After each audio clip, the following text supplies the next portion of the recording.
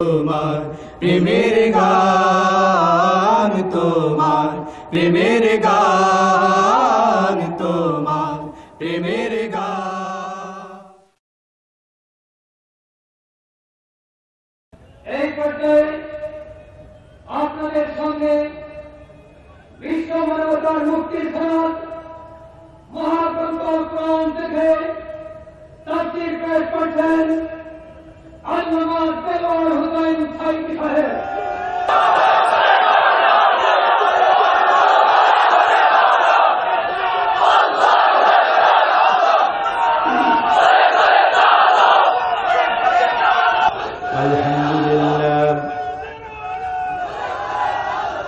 الحمد لله نحمده ونستعينه ونستغفره ونعوذ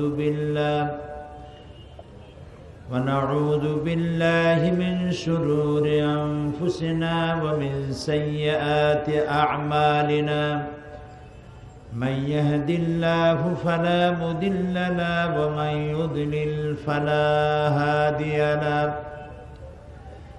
ونشهد أن لا إله إلا الله وحده لا شريك له ونشهد أن سيدنا وحبيبنا ومولانا محمدا عبده ورسوله الذي أرسله بالحق بشيرا ونذيرا وداعيا إلى الله بإذنه وسراجا منيرا فقد قال الله تعالى في كلامه المجيد وفرقانه الحميد أعوذ بالله من الشيطان الرجيم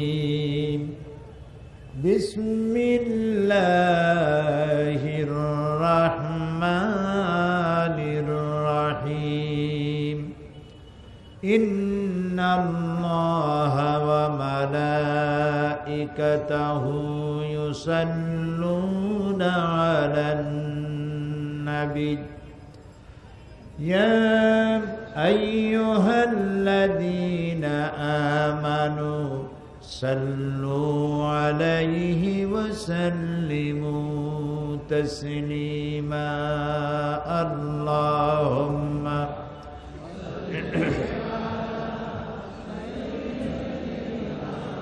مولانا محمد وعلى آل سيدنا مولانا محمد اللهم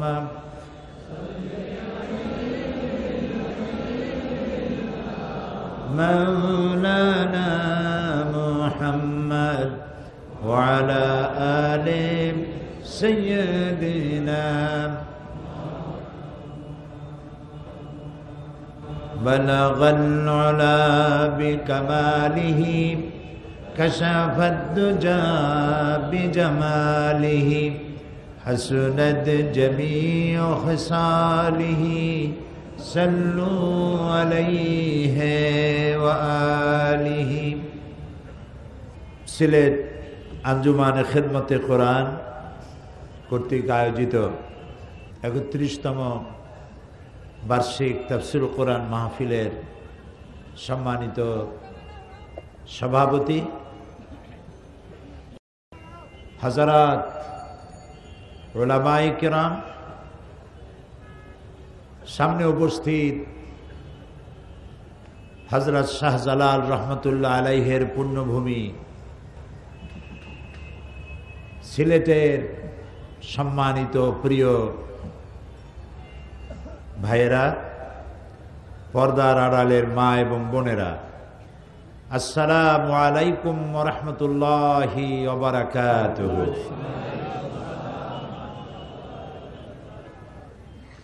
আমরা মহান আল্লাহ তাবারক ওয়া তাআলার দরবারে শুকরগুজার হচ্ছি,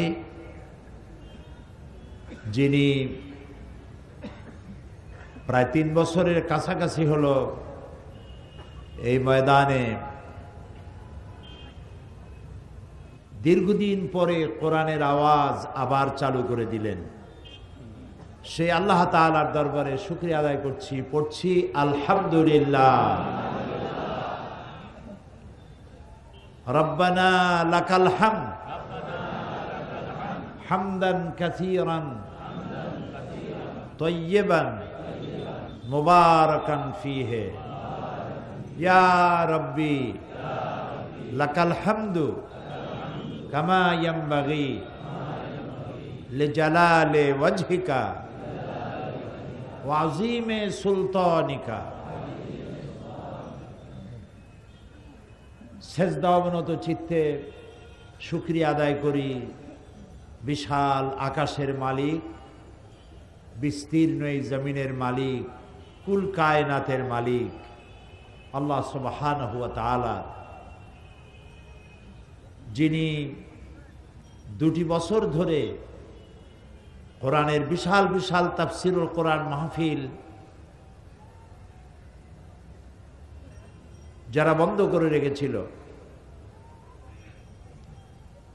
তাদের চক্রান্ত এবং ষড়যন্ত্র থেকে আল্লাহ তাআলা কোরআনের তাফসীরের বদ্ধ দরজা সিলেটের ময়দান থেকে আল্লাহ তাআলা খুলে দিলেন। আজ সে আল্লাহর দরবারে সেজদা অবনত চিত্তে শুকর আদায় করছি, পড়ছি আলহামদুলিল্লাহ। বিগত 2টি বছর আমাকে কোরআনের তাফসীরের মাহফিল করতে দেওয়া হয়নি। যারা ক্ষমতায় ছিলেন তাদের ধারণা ছিল দুর্নীতিমুক্ত সমাজ গড়ার জন্য রোড শো প্রয়োজন, কিছু বাস আর গাড়ি দিয়ে গান গায়ে গায়া আর দুদক তৈরি করে দুর্নীতিমুক্ত করবেন। শেষ পর্যন্ত তারা কোনো কিছুই করতে পারলেন না, সবই হাল ছেড়ে দিলেন এবং বললেন যে আমরা পারলাম না। কিয়ামত পর্যন্ত কেউ পারবে না। রোড শো করে গান গায়া, ওপেন কনসার্ট করে গান গায়া গায়া, মাথার অনেকগুলো চুল ঝাঁকায়া ঝাঁকাইয়া, সব চুল যদি পড়েও যায়, দুর্নীতি বন্ধ হবে না। দুর্নীতি বন্ধ করার জন্য আল্লাহ রাব্বুল আলামিন যে ফর্মুলা দিয়েছিলেন, যে কিতাব দিয়েছিলেন, আল্লাহ তাআলার সেই কিতাবকে ছেড়ে দেওয়ার কারণে দুর্নীতি তো দূর হয়নি, স্থায়ীভাবে আসন গেড়ে বসেছে। দিল্লিতে এক ফকির ভিক্ষা করতেছিল আর বলতেছিল, একটা পয়সা দিলা দে রে রাম, একটা পয়সা দিলা দে রে রাম। তো লোকেরা তাকে পয়সা দিতেছে, পয়সা দিতে দিতে পয়সা স্তূপ হয়ে গেছে। এখন এত পয়সা নেবে কি করে? সে তো ছোট্ট থলি নিয়ে আসছিল, এত পয়সা হবে ভাবতে পারেনি। এখন বস্তার প্রয়োজন, তো ভিক্ষুক মানুষ বস্তা পাবে কই? আরো আধা অন্ধ, চোখে দেখে কম, কানে শোনে বেশি। বলতেছে একটা বস্তা দেলা দে রে রাম। তো একজনে দয়া করে একটা বস্তা দিছে। এখন বস্তায় পয়সার এত ওজন হয়েছে যে এইটা সে একা আর বহন করতে পারছে না। তখন বলতেছে একটা ঘোড়া দেলা দে রে রাম। বলতেছে ঘোড়া আর দেয় কে? এমন সময় এক পুলিশ যাচ্ছিল একটা ঘোড়ায় সওয়ার হয়ে, এই ঘোড়াটা নিয়ে কোথাও যাচ্ছিল, ঘোড়ার একটা বাচ্চা হয়েছে। এখন ঘোড়া টানবে, নিজে চড়বে না বাচ্চা টানবে, মুসিবতে পড়ে গেছে। আর পাশেই দেখো একজন ঘোড়া চাইতেছে। পুলিশ তাকে ডেকে বলি, দাঁড়া, ইয়ে ঘোড়া আপনা কাঁধা পে লে লে। এখন ওই পুলিশের তাড়া খেয়ে ঘোড়াটারে কান্দে করছে, কান্দে করে বলছে, উল্টা সমঝিলে রে রাম, আমি চাইছিলাম ঘোড়া আমার দিবা, আমি ঘোড়ার পিঠে সওয়ার হয়ে পয়সা নিয়ে যাবো, আর আস্তা ঘোড়াটা আমার কাঁধের উপর উঠাই দিলা তুমি। দুর্নীতি দমন করার জন্য তারা গান বাজনা, ওপেন কনসার্ট, শাস্তি, জেল, জরিমানা, জুলম ইত্যাদি পাইকারি দরে করতে লাগলো। হেলিকপ্টারে উঠা মাইক্রোস্কোপ যন্ত্র লাগাইয়া কোথায় কোথায় দুর্নীতি আছে তালাশ করতে লাগলো। শেষ পর্যন্ত দেখা গেল যিনি দুর্নীতি খুঁজতেছেন তিনিও এর থেকে কতটা মুক্ত সেটাও প্রশ্নবিদ্ধ। আমি বলতেছি না যে তারা দুর্নীতিবাজ, আমি বলছি না, প্রশ্নবিদ্ধ। মূল যে বিষয়টা ছিল সে বিষয়টা ছিল যে দুর্নীতি দূর করতে পারবে যে কিতাবখানি, সেই কিতাব থেকে আমরা দূরে। এই কিতাবখানি তো অবতীর্ণ হয়েছিল এমন একটি সময়, যে সময় মানুষ চুরি করত, ডাকাতি করত, জেনা করত, ব্যভিচার করত। ব্যভিচারের জন্য একটা মেয়ে প্রয়োজন, মহিলা প্রয়োজন। সে মহিলাটি, সে নারীটি কার বউ, কার মেয়ে, কার স্ত্রী, কার মা দেখার কোনো প্রয়োজন পড়তো না। এই ছিল তাদের অবস্থা। সেই যুগে কোরআন অবতীর্ণ হওয়ার পর এই কোরআনের আলোতে, এই কোরআনের কারণে যারা ছিল চোর ডাকাত, নারীর ইজ্জত এবং সম্ভ্রম হরণকারী, সেই লোকগুলি নারীর সম্মানের পাহারাদার হয়ে গেল। সুবহানাল্লাহ বলবেন না? চুরি ডাকাতি যাদের নিত্য নৈমিত্তিক চরিত্র, সেই লোকগুলি হয়ে গেল মানুষের সম্পদের পাহারাদার হয়ে গেল। মরুভূমির রাখালগুলি রাখালগিরি করে বেড়ায়, চুরি করে ডাকাতি করে বেড়ায়। মরুভূমির রাখালগুলি ন্যায় বিচারক বাদশা হয়ে গেল। মরুভূমির রাখালগুলি, পথচারী মরুচারী লোকগুলি, হাইজ্যাকার লুটেরাগুলি এ কোরআন শরীফের সংস্পর্শে এসে তারা ন্যায় বিচারক বাদশা হয়ে গেলেন। তারা দিগ্বিজয়ী সেনাপতি হয়ে গেলেন। তারা ন্যায় বিচারক বিচারপতি হয়ে গেলেন। সুবহানাল্লাহ বিহামদিহি। আমাদের দুর্ভাগ্য, এই কিতাবটারে চিনতে পারিনি। এই কিতাবের সাথে আমাদের সম্পর্ক কমে গিয়েছে।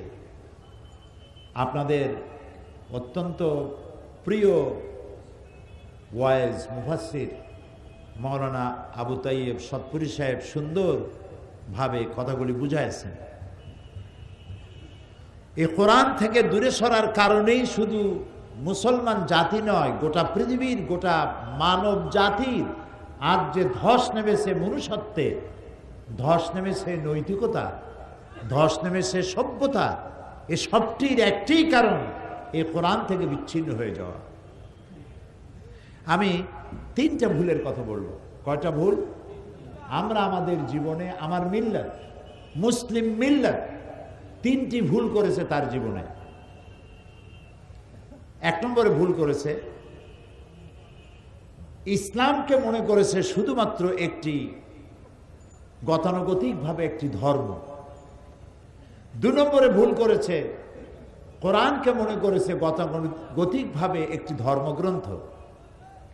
3 নম্বরে মুহাম্মদ রাসূলুল্লাহ, সবাই বলেন সাল্লাল্লাহু আলাইহি ওয়াসাল্লাম, তাকে মনে করা হয়েছে একজন ধর্মীয় নেতা।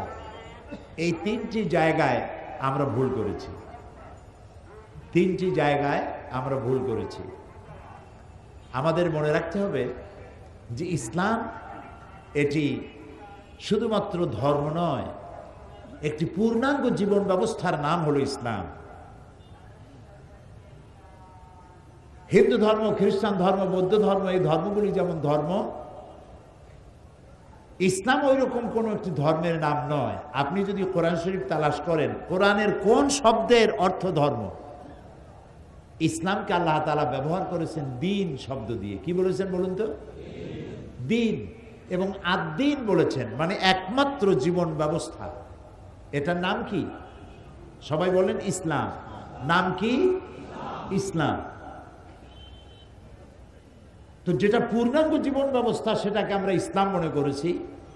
আমি যদি প্রশ্ন করি হিন্দু ধর্ম কারে বলে, আপনি বলবেন 12 মাসে 13 পূজা জারি করে, 33 কোটি দেবতাকে যারা দেবতা হিসেবে মানে, গাছ পূজা করে, সূর্য পূজা করে, সাপ পূজা করে, এটা হিন্দু ধর্ম। খ্রিস্টান ধর্ম কোনটা?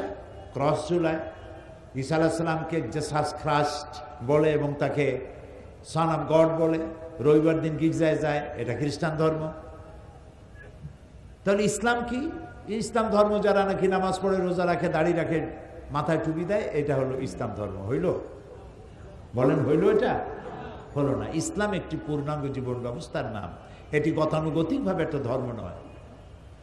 এখন কোরআনকে গীতা, বেদ, বাইবেল, ত্রিপিটক, জিন্দা বিস্তার যেমন ধর্মগ্রন্থ, আপনি কি কোরআনকে সেরকম ধর্মগ্রন্থ মনে করেন? আমি জবাব চাচ্ছি। আপনি সেরকম মনে করেন? কোন মুসলমান তা মনে করতে পারে না, এবং যারা লেখাপড়া করে তারাও এটা মনে করতে পারে না যে এটা ওই রকম নয়। ওখানে কিছু গল্প গুজব, দেবতার কাহিনী, কিছু লীলা, কিছু কীর্তি, কিছু বিভিন্ন ধরনের কথাবার্তা আছে। আমি সম্মান করি সমস্ত ধর্মগ্রন্থকে, কিন্তু কোরআন ওর থেকে ভিন্ন। কোরআন এত ভিন্ন যে ওর সাথে এর কোনো সম্পর্কই নেই। এটা একদম আলাদা একটি কিতাব। এখানে আপনি সব পাবেন। আপনি প্রশ্ন করুন, মানুষের জীবনের জন্য প্রয়োজন এমন একটা প্রশ্ন করুন যেটা কোরআন শরীফে জবাব নেই। সুবহানাল্লাহ বলবেন না? আপনার আমার জীবনে, মানবতার জীবনে, এটা কিন্তু হুদাল্লিল মুসলিমিন নয় শুধুমাত্র। কোরআনের কারীমের মধ্যে আল্লাহ তাআলা কি বলেছেন? এটাকে হুদাল্লিল নাস, আন্নাস। আন্নাস, নাসের আগে যে আলিফ লাম লাগানো হয়েছে, আলিফ লাম ইস্তিগরাকি, এর অর্থ হচ্ছে কোরআন যেদিন নাজিল হয়েছে সেদিন থেকে নিয়ে কিয়ামত পর্যন্ত যত মানুষ আসবে, দল, মত, বর্ণ, জাতি নির্বিশেষে গোটা মানব গোষ্ঠীর জন্য সর্বশেষ হেদায়েতের কিতাব কোরআন। এটা শুধু আমার জন্য আর আপনার জন্য। আমি দাবি করতেই পারবো না যে কোরআন শুধু মুসলমানদের। যেমন বেদ লোয়ার কাস্ট, হিন্দু ধর্মের লোকের বর্ণ, নিম্ন বর্ণ শ্রেণীর হিন্দুরা যদি বেদ স্পর্শ করে 14 গোষ্ঠী নরকে যাবে। এখানে শুধুমাত্র ব্রাহ্মণদের অধিকার। কোরআন সম্পর্কে এরকম কথা আছে যে মৌলভী সাহেব, হুজুররা ছাড়া এই কোরআন কেউ স্পর্শ করতে পারবে না, 14 গোষ্ঠী হাবিয়া দোজখে যাবে। আছে এমন কথা? না। হুদাল লিন্নাস, হাযা বায়ানুল লিন্নাস, গোটা মানব গোষ্ঠীর জন্য আল্লাহ তাআলা কোরআনে কারীমকে পাঠাইছেন। সুবহানাল্লাহ। মানব গোষ্ঠীর জন্য হেদায়েতের কিতাব। গত অক্টোবর মাসে আমাকে দুবাই সরকার দাওয়াত দিয়েছিল। আরব আমিরাতের উপরাষ্ট্রপতি, প্রধানমন্ত্রী এবং দুবাইয়ের শাসক মোহাম্মদ বিন রাশেদ আল মাকতুম, তিনি দাওয়াত দিয়েছিলেন আমাকে বক্তব্য রাখার জন্য। পৃথিবীর 72টা দেশ সেখানে অংশগ্রহণ করেছিল। আন্তর্জাতিক কোরআন হেফজ কম্পিটিশন। ওখানে আমার জন্য বক্তব্য রাখার জন্য দুবাই ন্যাশনাল ঈদ গ্রাউন্ড, সেখানে আমাকে বক্তব্যের জায়গা দেওয়া হলো। ওখানকার পত্রিকায় লিখেছে উপস্থিতি ছিল 250,000-এর ওপরে। আমার বক্তব্যের বিষয় ছিল the scientific miracles in the holy Quran, কোরআনের বিজ্ঞানময় মুজিজা। 2 ঘন্টা বক্তব্য রেখেছিলাম।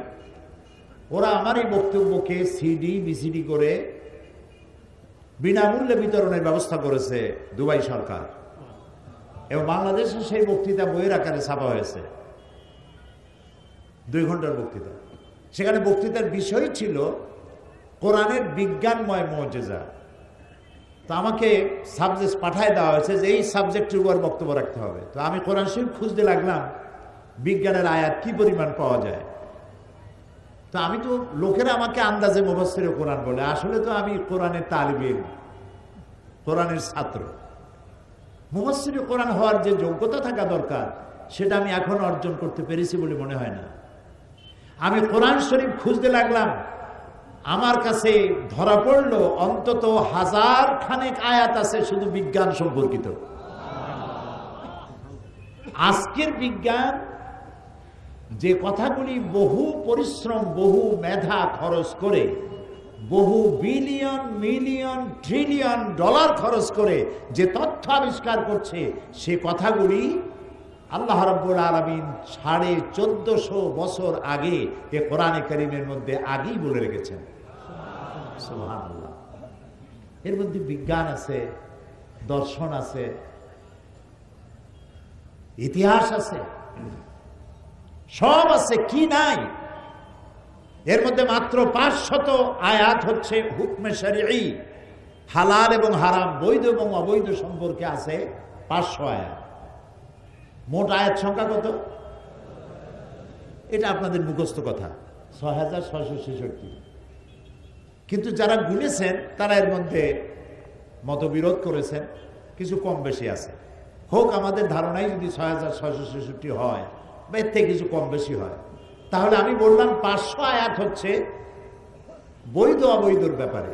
তাহলে বাকি হাজার হাজার আয়াতগুলি কি?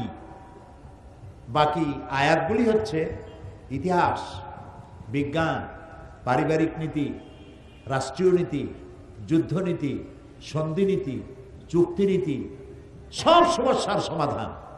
কাকে আগে বসাবেন, কাকে পিছে বসাবেন, কাকে কোথায় জায়গা দেবেন, তাও কোরআন শরীফে বলা হয়েছে। কি নাই, কাকে কি সম্মান দিবেন, পারিবারিক ভাবে কাকে কি সম্মান দিবেন, কাকে কতটা ভালোবাসবেন, মরে গেলে পরে জমিন কারে কতটুকুন দিবেন, আছে না সব কোরআনে? বলেন আছে না? সব সব এর মধ্যে আছে। সেই কোরআন থেকে আমরা পিছলে গেছি, দূরে গেছি। আমি ভূমিকা দিচ্ছি, তাফসিরে যাচ্ছি একটু পরে, অসুবিধা হচ্ছে না তো? জানতে হবে, বুঝতে হবে। আমাদেরকে বলা হয়েছে, বোঝানো হয়েছে কোরআন এইটা আমরা বুঝবো না, এটা খুব কঠিন, এইটা আলেমুল আমাদের কাজ। খামোখা গুনাহ বাড়ায় লাভ কি? এমনি কত গুনাহ, আরো কোরআন শরীফ পড়ি, আরো গুনাহ বাঁধাবো। তার থেকে রোজার মাস আসুক, এ কোরআন খতম করো। আর কিভাবে খতম করে? জ্বলে আর পড়ে, গল্প করে রোজার পরে। আমার পুত্রবধূ 7 খতম, আমার মেয়ে 9 খতম, আমার স্ত্রী 13 খতম, আর আমি না পড়িয়া এমনি এমনি খতম। আচ্ছা, আপনি বলেন কোরআন শরীফ খতম করার জন্য নাজিল হয়েছে? কোথায় আছে যে কোরআন শরীফ খতম করলে আপনি সব, আপনার সব থেকে বড় সব হচ্ছে কোরআন খতম করা? হ্যাঁ, কোরআন পড়লে তো সব হবেই, নিঃসন্দেহে হবে, কিন্তু সব হবে কখন? যখন আপনি পড়বেন, বুঝবেন আর আমল করবেন, তখন না আপনি সবটা পাবেন। এসব কথা বুঝতে কি কষ্ট হয়? সুবহানাল্লাহ বলি। এখন কোরআন আমরা বুঝি না।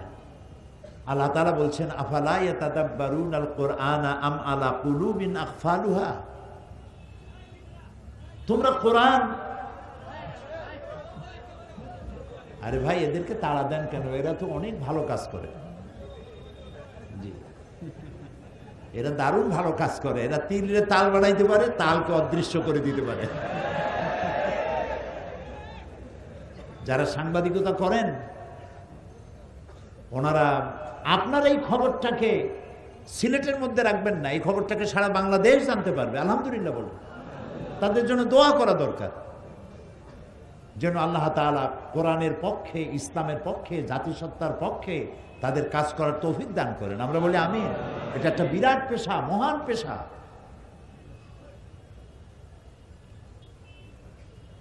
তো কোরআনে কারীমকে আমরা বলতেছি যে কোরআন বুঝবো না, খুব কঠিন। এখন সাহেবে কোরআন কি বলে? এ কোরআনের মালিককে এরকম আস্তে কথা কোন আপনারা? আরে ভাই, আমি তো আপনাদেরকে স্যালুট করি, আপনাদেরকে সালাম জানাই লাখবার কোটিবার। 2 বছরের কোরআনের বদ্ধ দরজা সিলেটবাসীরা খুলে দিয়েছে। আলহামদুলিল্লাহ বলি।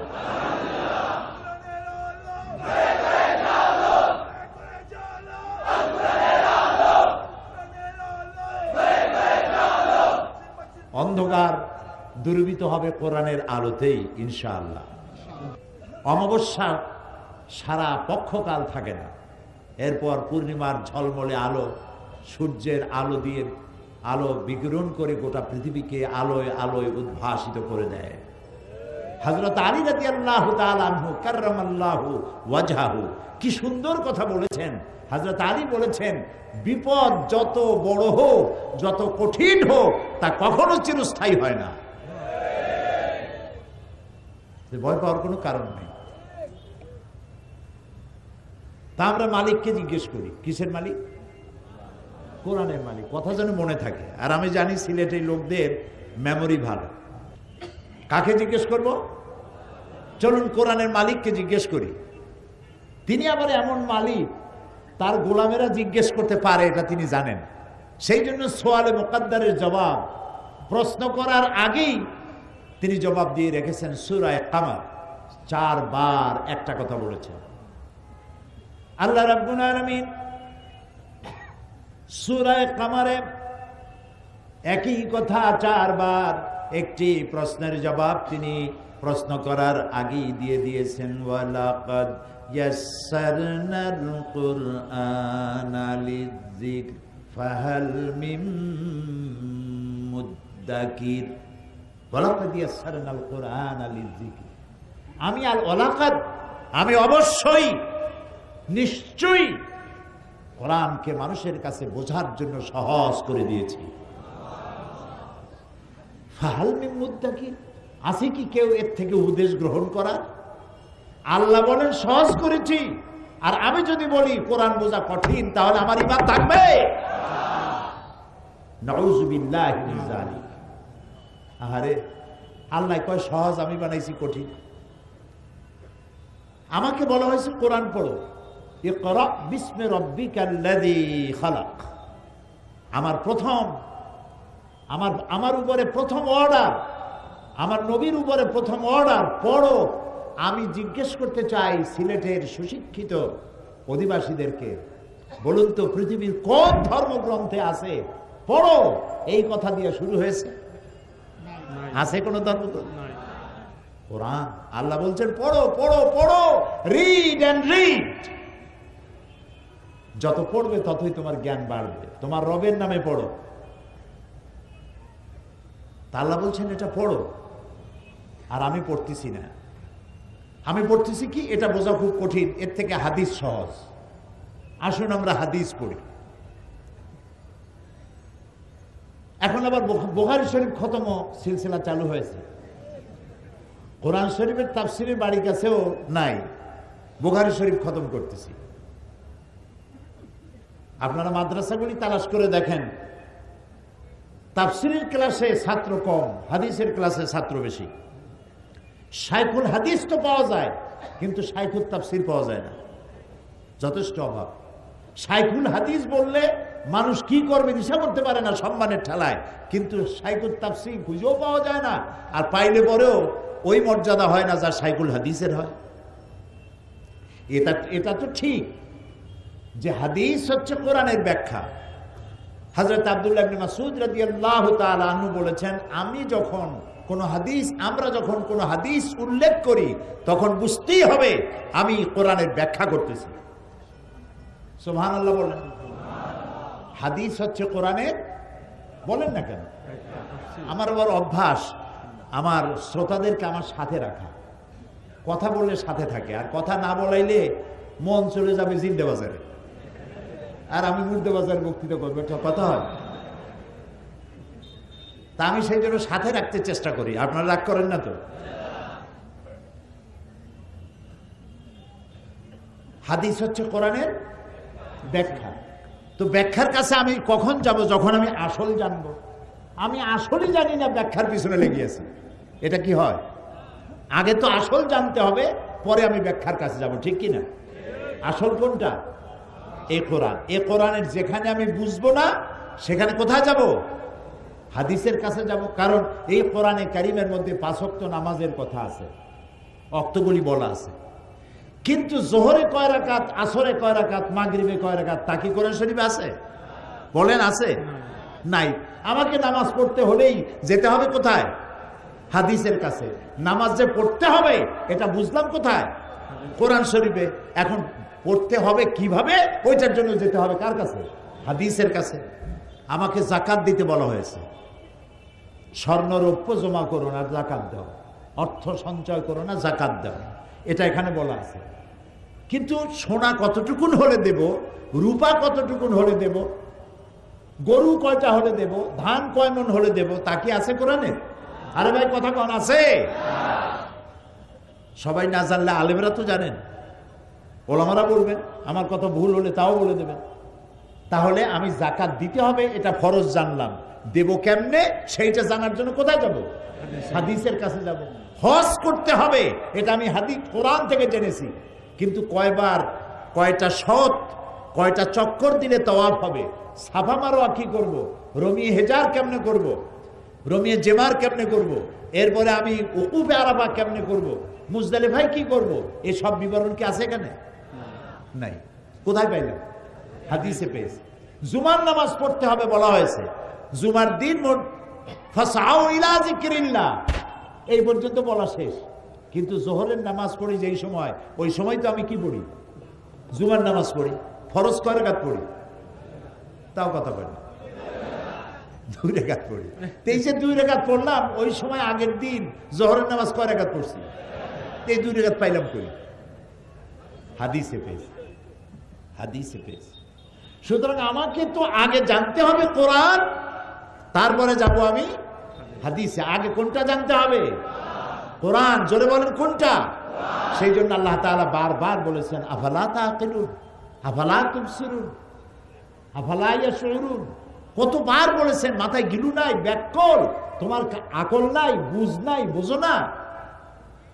আফালা তাতাফাক্কারুন, চিন্তা করো না, গবেষণা করো না এই কোরআন নিয়ে?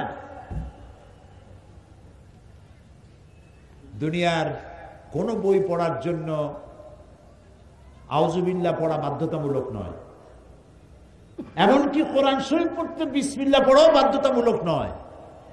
কিন্তু ওয়াইজা কারাআতাল কুরআনা ফাস্তাইজ বিল্লাহি মিনাশ শাইতানির রাজিম, যখন কোরআন পড়বে, ফাস্তাইজ আমরের ছিগা, যখন কোরআন পড়বে আউযু বিল্লাহি মিনাশ শাইতানির রাজিম পড়া ওয়াজিব।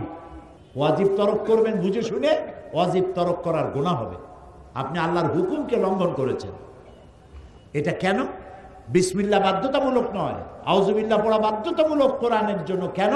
এই জন্য যে আপনি যদি আউযুবিল্লাহ না পড়েন তাহলে কোরআন আপনি বুঝতে পারবেন না, শয়তান আপনাকে বিভ্রান্ত করে দেবে। শুধু সওয়াব আর সওয়াবের নিয়তেই পড়বেন, বোঝার জন্য পড়বেন না। এই জন্য শয়তানের কাছ থেকে পানাহ চেয়ে নেবেন কোরআন তেলাওয়াত করতে গিয়ে। আল্লাহ, শয়তানের ওয়াসওয়াসা দিয়া আমাকে বাঁচাও, আশ্রয় দাও, আর কোরআন বোঝার তৌফিক দাও। সুবহানাল্লাহ, সুবহানাল্লাহ। সুতরাং কোরআন হচ্ছে সেই কিতাব, যে কিতাব আল্লাহ তাআলা অবতীর্ণ করেছেন এবং এটাকে হেফাজতের দায়িত্ব নিয়েছেন। ইনজিল, জাবুর, তাওরাত কে নাজিল করেছেন? আল্লাহ সুবহানাহু। আর এটা আল্লাহ তাআলা। ইনজিলে, তাওরাতে, জাবুরে কোথাও নাই যে আমি এটাকে হেফাজত করব। কিন্তু কোরআন শরীফ সম্পর্কে আল্লাহ তাআলা কি বলেছেন?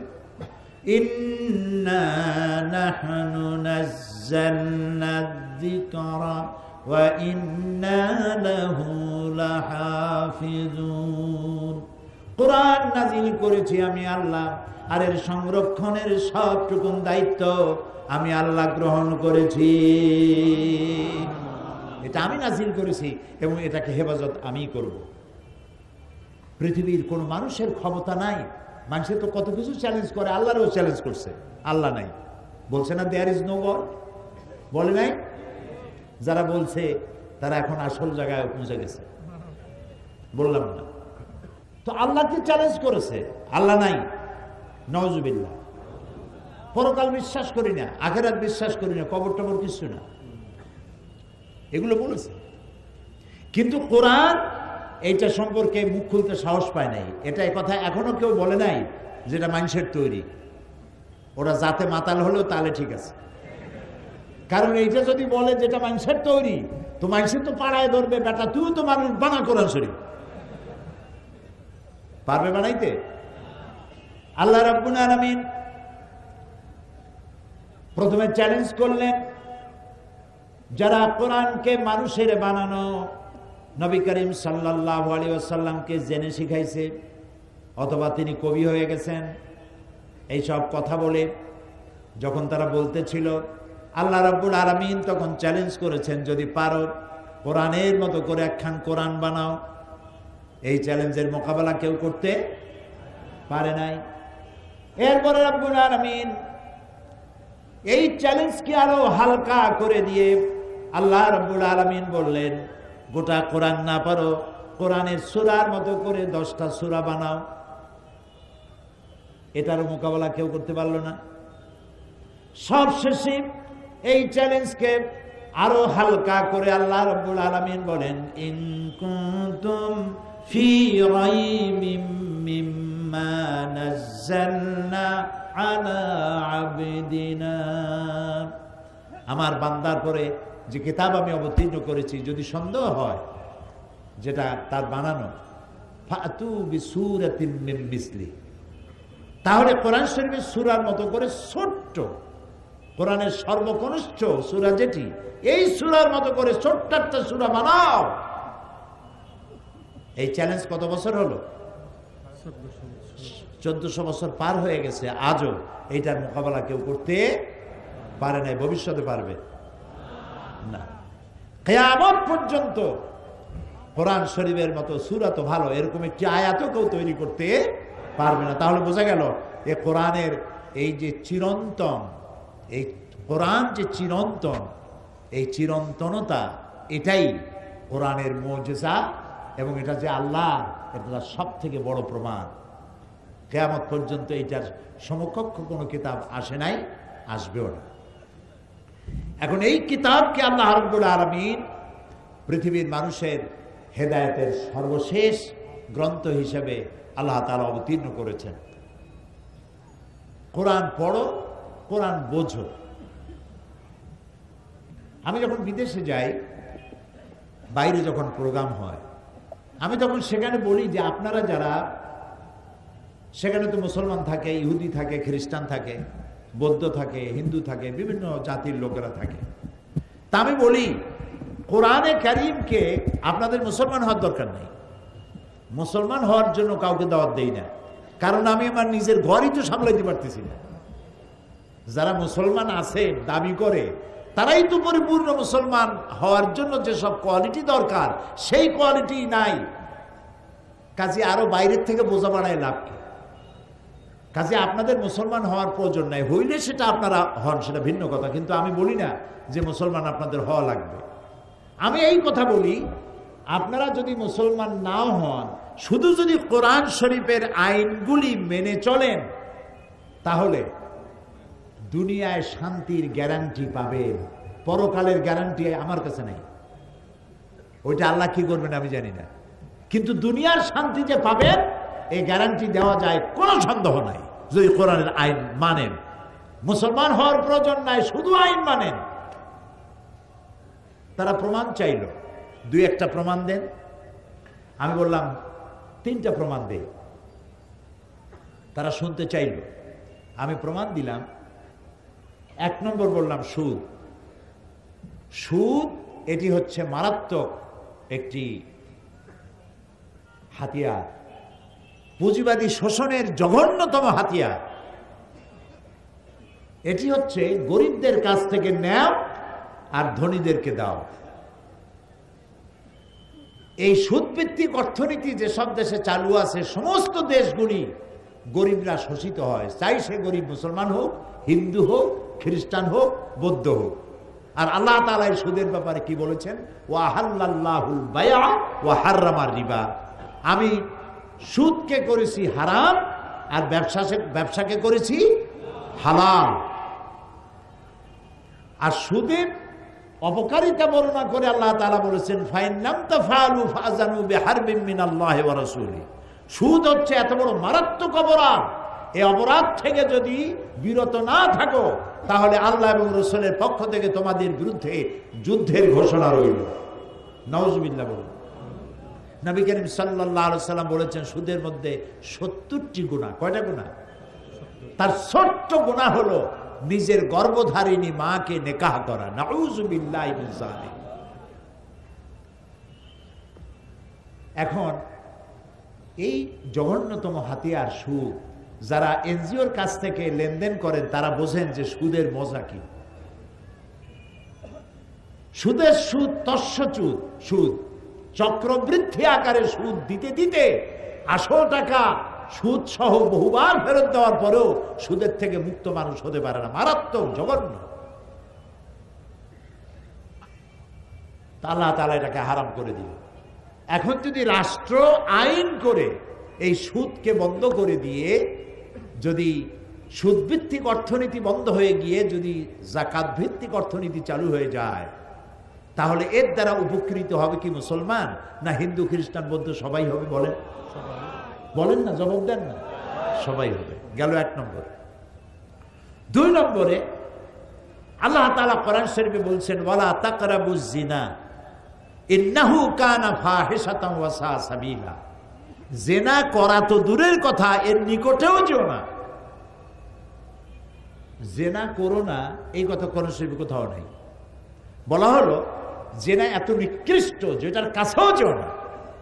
তো কাছে যেতে গেলে নিশ্চয়ই কিছু রুট আছে, কিছু রাস্তা আছে, এই রাস্তাগুলিতেও যেও না। সে রাস্তাগুলি কি?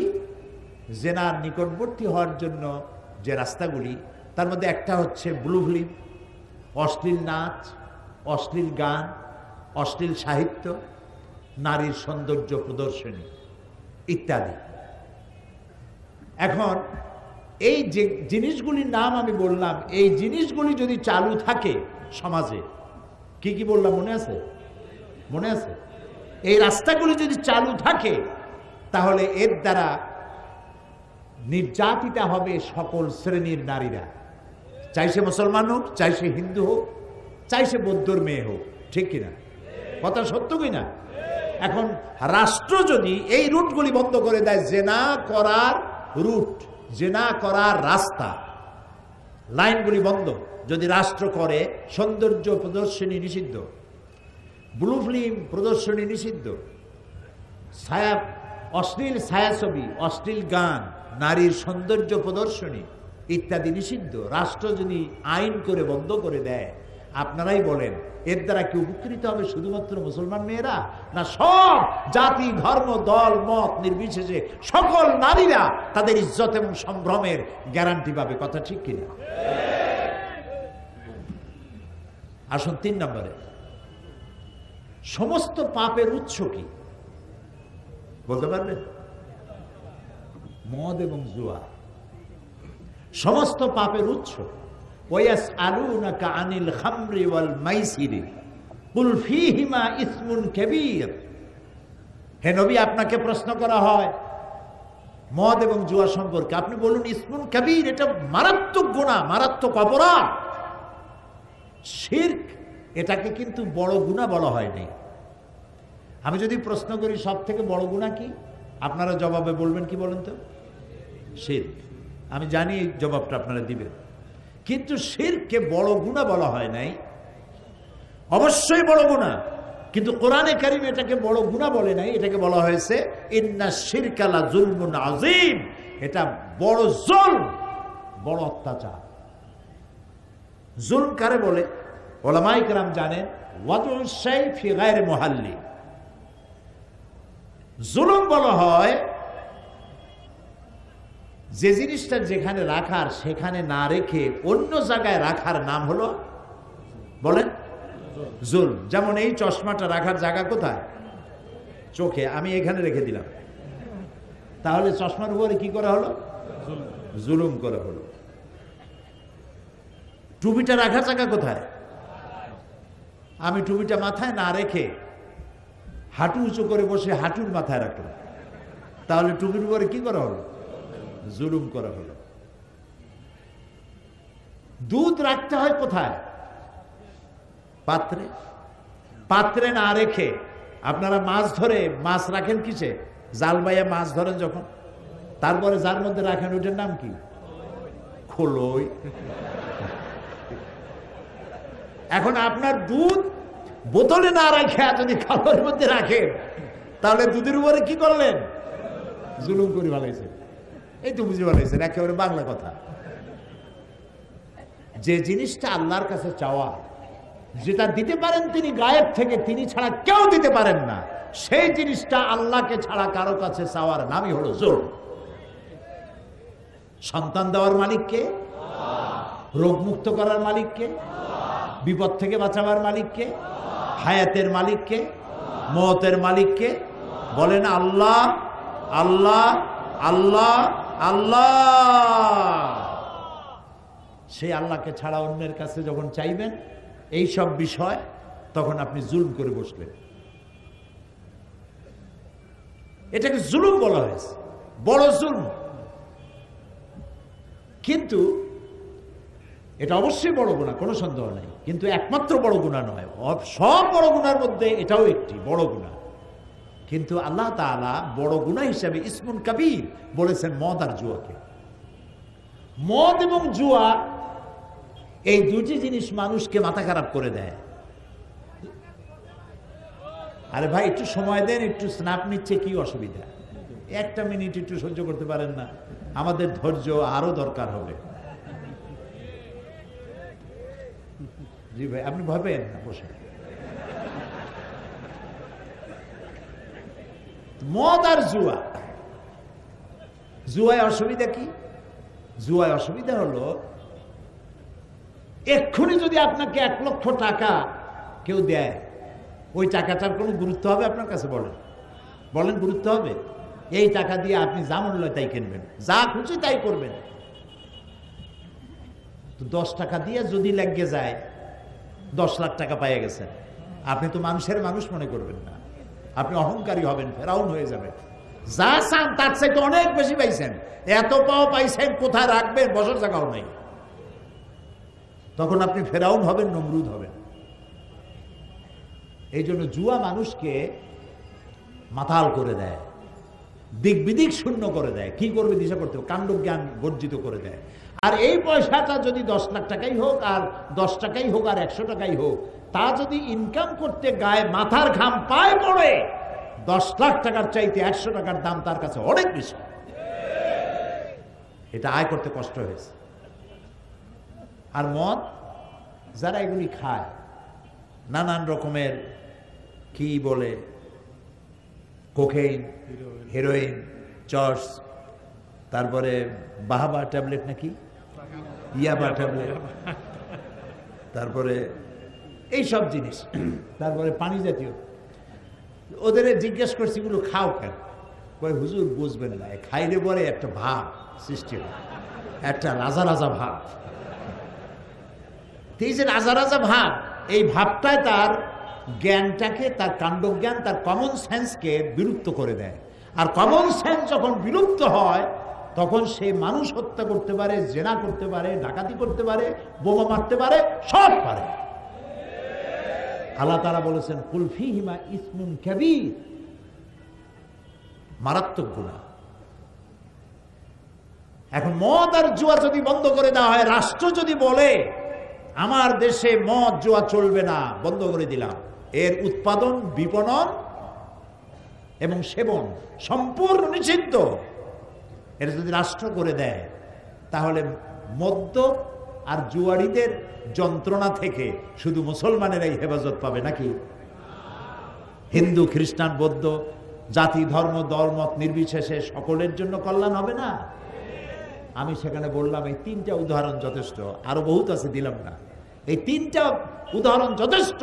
কোরআন শুধু মুসলমানদের জন্য আসে নাই, আল্লাহর কসম, কোরআন শুধু মুসলমানদের জন্য আসে নাই। এটা মুসলমানদের জন্য হতো যদি আল্লাহ হতেন আলহামদুলিল্লাহ রব্বিল মুসলিমিন। আল্লাহ কি রব্বিল মুসলিমিন শুধু?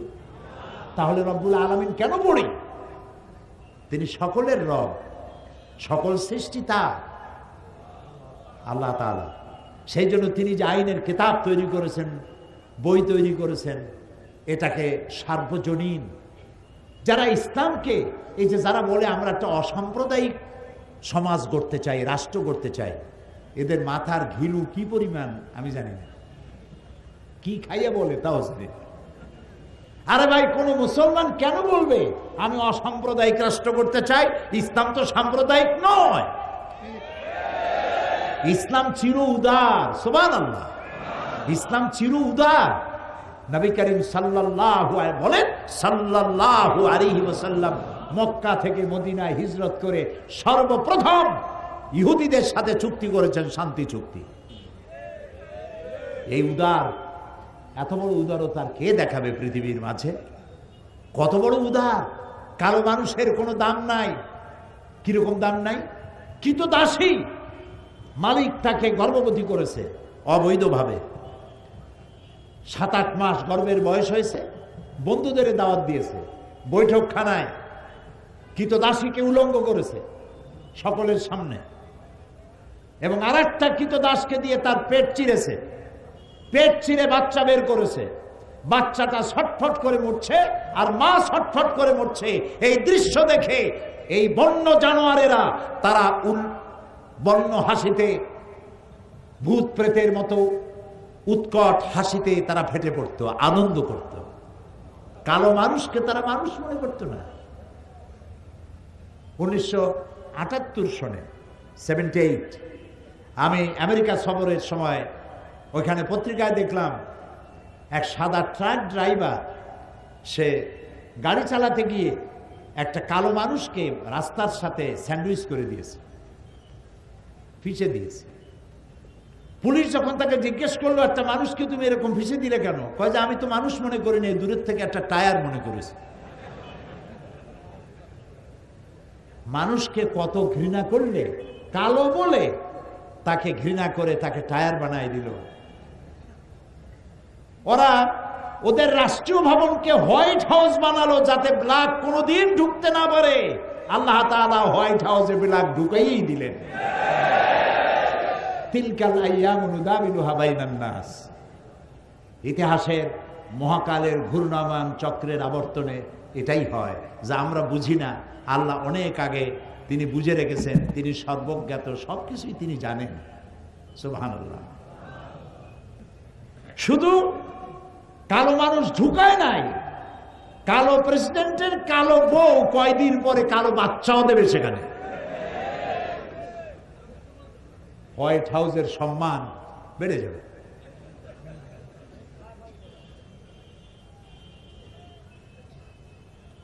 প্রিয় ভাই সব, নবী করিম সাল্লাল্লাহু আলাইহি ওয়াসাল্লাম সাদা এবং কালোর আকাশচুম্বী ব্যবধান দূর করেছেন। মক্কায় যখন প্রবেশ করতেছিলেন ফতে মক্কার দিনে, আপনারা কি ভয় পাইছেন নাকি?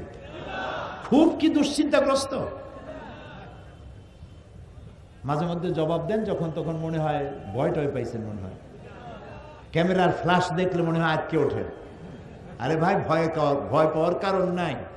বদরের বিজয় হয়, ওহদের পরাজয় হয়, আবার সামনে ফতে মক্কার হাতছানি থাকে।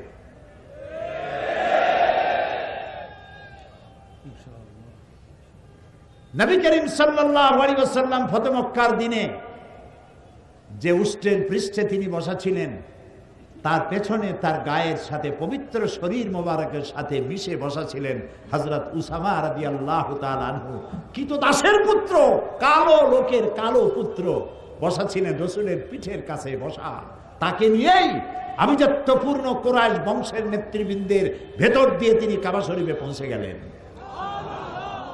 এবং তাকেই তিনি সেনাপতি বানালেন যুদ্ধের জন্য।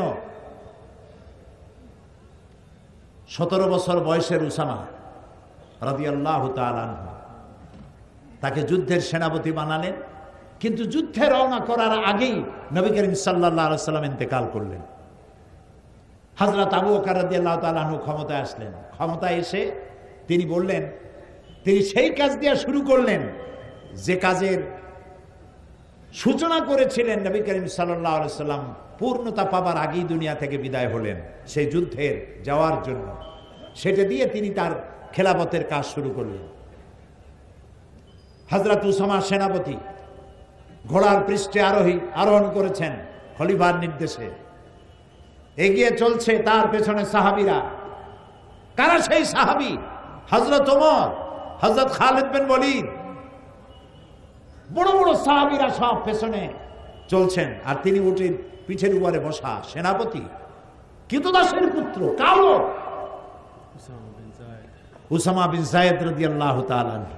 আর তার পাশে হযরত আবু বকর খলিফাতুল মুসলিমিন, আমিরুল মুমিনিন, পাশে পায়ে হাঁটতেছেন আর বলছেন, উসামা, নবী করিম সাল্লাল্লাহু আলাইহি ওয়াসাল্লাম এই যুদ্ধের সেনাপতি তোমাকে বানাইছেন, এবং লিস্টে যেসব সাহাবী নাম ছিল তাদেরকে আমি তোমার সাথে দিয়ে দিলাম।